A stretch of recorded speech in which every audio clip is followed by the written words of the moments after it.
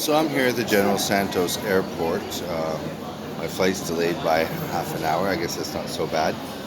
And I ran to three foreigners, Americans who know me, and told them I had to close my shop. I have to rush back to Canada to deal with the tax man. And I got everything out last night. I had another American guy buy all my equipment because he's got a house with a sorry restaurant that he can add that equipment and use it there. So, but I liquidated everything for about 1,000 Americans. So that's what my all my assets that I built up over here was able to acquire me after a year. So, well, let's say 8 months because I really only had the shop for that long, and I really wasn't buying anything that I not already still have um, before that. So yeah, it's one of those things where I should be seeing some Cebu people tonight, and I'll stay at least one night. But I'm having problems with my Canadian bank card too. Trip.com wasn't taking it, which is weird. And I couldn't buy my ticket to Canada because the travel agency, the Travel One or whatever, doesn't do multiple airline flights. And as you know, in General Santos, you're not taking an Air Canada flight from General Santos. You're not even getting an Air Canada flight from Manila. You're taking some Asian airline to, say, Vancouver or to Hong Kong and then catching a Canadian flight. So I'm going to buy a pay-as-I-go credit card if Trip.com says they take them and book tonight online. I'll probably end up getting stuck waiting until next week to leave, which means, a week worth of hotels in Cebu. And it's Ramadan right now. It's March 3rd, so 2025. Always seems weird saying 2025. I guess just didn't expect 25 years to go by. I remember 2000 like it was yesterday. So yeah, it just seems like it's just flying on by. Even the time over here, it's been a year and change, and it just seems like it's been flying by. So, regular stuff. I mean, I had to pay a small amount extra for my bags because they're overweight, and if I add in what I paid for my bags, it would be the price of a normal ticket bought in advance. Of course, my ticket to Cebu was the day before, so they gouged me full price of like 4K peso, when normally it's like 1,700 peso. But it's also Ramadan. That is why I think the hotels are booked up and things like that. So there's a decent Muslim population over here. It's not just Catholics, although you listen to the internet, that's the image they give you, right? But no, and actually I got water at this little place and it wasn't that bad. It was only 30 pesos. So I know where I'll buy my water if I'm back in this area. Because, yeah, last time I bought something, it was a muffin, and they charged me almost 300 pesos for a single muffin, which is highway robbery, right? So you get a muffin in normal stores for like 50 pesos. Airport food, I understand, right? But no, and not a lot of scenery today. It's old people, ugly people. It is what it is. Sometimes there's some just amazing tail in here, but I haven't seen anything like that today. It doesn't matter. Cebu, I'm gonna just detox my last few days in the Philippines, and when I go home, my plan is to use the mental conditioning I've gained over here, where you can't get mad over here. You have to always take everything in stride and laugh it off, and I haven't smoked marijuana in forever. I mean, I had that one joint in Thailand, but that doesn't really count. But over here, I don't smoke. I very rarely drink. So it's one of those things where it's definitely rewired the synaptic core a bit. So that's nice because it definitely, I think, will help dealing with the family, dealing with the government back home, dealing with any of the stresses. I contacted my insurance company to reactivate, get my pink slips for my one truck because I need to have something to drive, but I'm going to have to rent a car when I first land for 2 or 3 days just to have mobility and to assess the situation. I don't know what's damaged at home, what's not. and they might not even be receptive to me being back, right? They might be trying to play heavy with me, and so who knows? Of course, I'll update all you people in YouTube land. So it should be interesting, and of course, I will do like a mini blog series actually for the next few days of my time in Cebu. I'll try and get a few videos there. If I use a new hotel, of course, I'll critique it. I normally use Allison Inn, but I don't like them. But they're the cheapest, and they're close to the mall. I did my first maybe month in Cebu there, and they were doing construction on my floor. So every morning at 8 a.m. they started banging. And they were building a building in the backyard where my window looked, and they were kicking up dust all the time. And it was going right in my aircon, and in my room I was breathing up black nasty. So I kind of boycotted the place for a while, but the past 3 times I've been there, the rooms have been fantastic. So for the price point I'm paying, I say fantastic. They weren't, Red Doors, Gen San, KCC good, but I mean, they were still, it was better. It was better, let's just put it that way. I like Dragon Home Inn. It's like just down the street from Allison. It's still in the same neighborhood that I like. And I found it was fine, and for price point, it's good. And they got a great little convenience store where I've befriended all the staff. They all know the captain when I come in. Oh, hey, captain.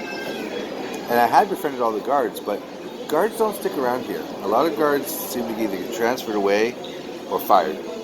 In the Dragon Home situation, it was they got fired. So, which is funny though, because when I go down to Cologne, which is like the downtown hyperactive nightlife core of Cebu City, I run into those guards like, hey, it's the captain.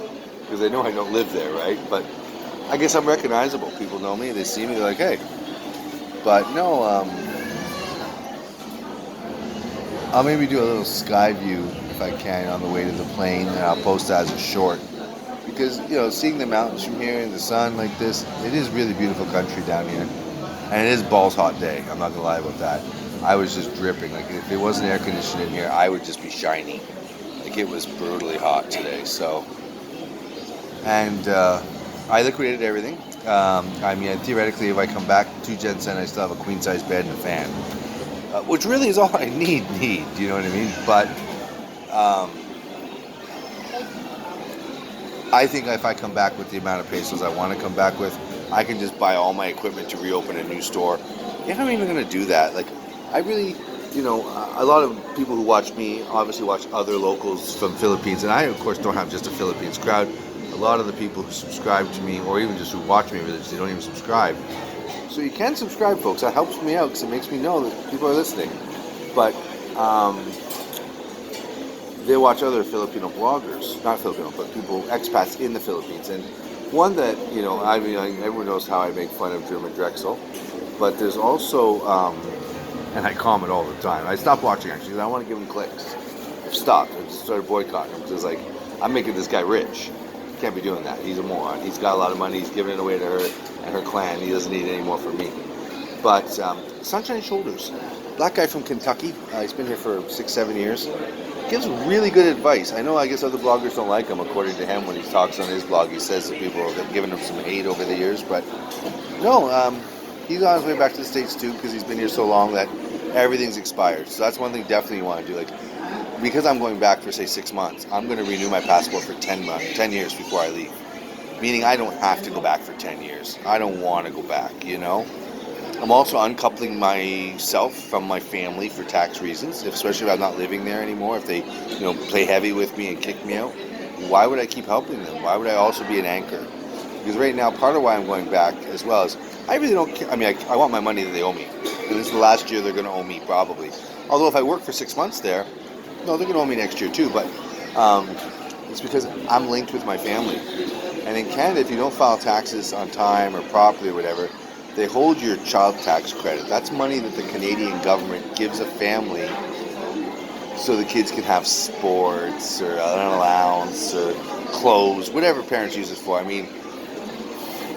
To quote Harper, he's a human piece of garbage too, but, some parents just use it as beer fund, but for my family, they were using it for things like insurance and who knows what else, cell phones.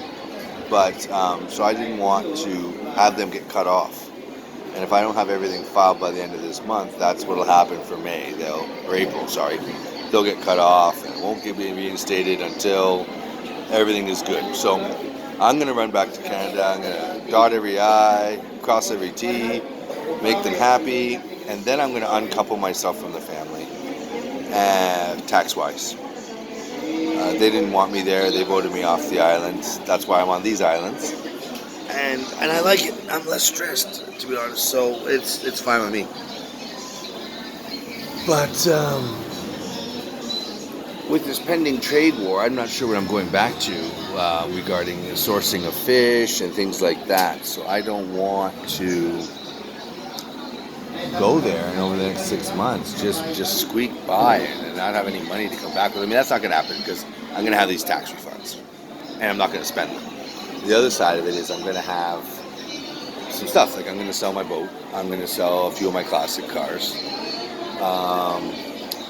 Really loath to part with my Jaguar or my Cadillac because I really like them. But if I'm not going back for 10 years, it doesn't make sense. I can't sit on these vehicles for that long. I mean, if I could find a spot, like a storage unit where it was like $500 a year or something, and I could park it in there and just forget about it, then I would park the Jag in there, say, with all the personal stuff I want to save, my shrine, some of my childhood memorabilia, things like that.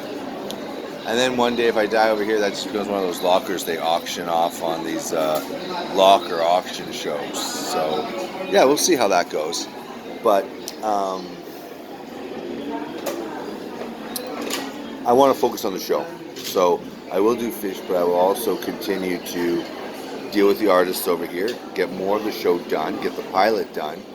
Also, while I'm in North America, I want to try and lure Mike up to Canada, Mike Tyson. And as people know who watch the show or have seen the clips, we make fun of the Mike voice. We have the Mike voice, And his publicist said that he agreed that if I got season 1 done, he would think about it. And he did his own cartoon for a while. So I want to get a few big names. So if you are a Canadian artist of some sort, Jim Carrey, Mike Myers, someone, that caliber, I'm not looking for Reba,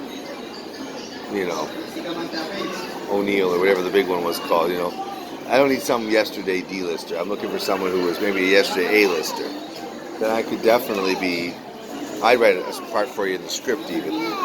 The other thing I want to do is I want to game some this summer. I didn't get to game at all while I was over here. And so yeah, I'm going to try and do that. But yeah, so I'll keep everyone updated. And of course, if you are a gamer and you're in the 613 area code, feel free to send me a text because I will do what I can, and then maybe I'll plan a game in your area. Just like if you are running any game cons, that's one of the reasons I'm really bummed out about leaving here now is I now have mapped out all the game cons over here, and I had planned to attend every single one of them this summer. Now that I'm going to be in Canada all summer, I'm going to miss them all. And it sucks because as people who watch the videos know, last year was really successful. I made lots of really good connections. I kind of hoped to continue that and make that my thing. Because there's just not a lot of white guys at these conventions, so I do stick out. And then, of course, in the gaming world, I stick out even more. So, yeah, I would like to go to a few game cons in Canada this summer. And not little tiny ones in church halls, but any big ones. I just don't know when they are because I hadn't been paying attention. So I was always working before. And I might try to go to Edmonton for last half of March, first week of April, to spend some time there with some friends. And if I do that, then of course I'll be in the Edmonton area. So if you're in the Edmonton area and you're a gamer or an animator, you want to get involved in the project, I would love to have a few Canadian artists. But I'm not going to be able to pay you a crazy amount of money at this stage. But I could bring you in as part of the team, which means, once we finish the pilot, obviously we'll have a lot more budget.